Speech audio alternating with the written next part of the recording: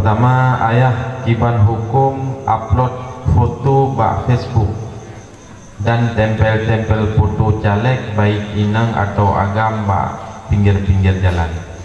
Pertama, tanya tak tepu bahawa hukum na sesuatu yang haram kala. Haram pelema. Na sesuatu yang hana haram. Na haram kala secara langsung tetapi menyatakan kalau cirumain hana haram le. Lagama itu macam ni. Tetapi selama hana berakibat fitnah. Upload foto pada hukum dasar roh ini hana masalah. Lagama hukum dasar roh hana masalah. Tetapi sesuatu yang berakibat bermasalah nyata bermasalah.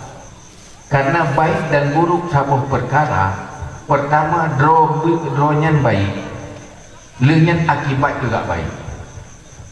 Nah sesuatu yang droi memang hana baik, nya tetap hana baik.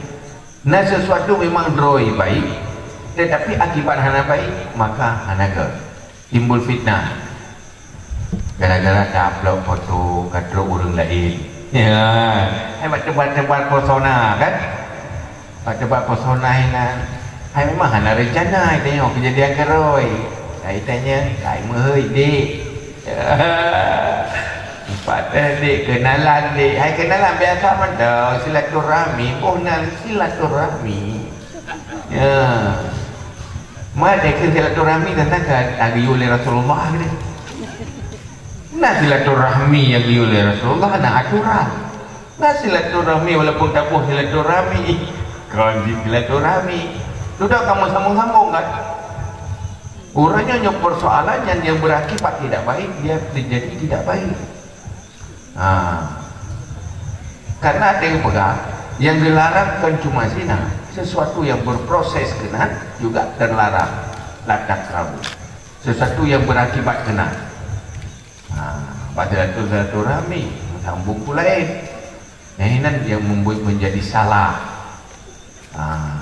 Munyo berakibat ke fitnah nyan yang hancur. Tetapi munyo droto yang hana akibat fitnah nyan hana masalah. Cuma untuk tak tepu fitnah hana fitnah nyan payah bak orang yang lebih mufum tadi. Baik murut rod teka galak tu mandum god. Teka hana galak mandum hana god. Ayo kata benci letak pun dalam nyo tak kata salah tapi benar nyo kan karena benci senang atau tidak senang, kan karena benci atau sayang, tetapi harus ikuti lagi aturan roh.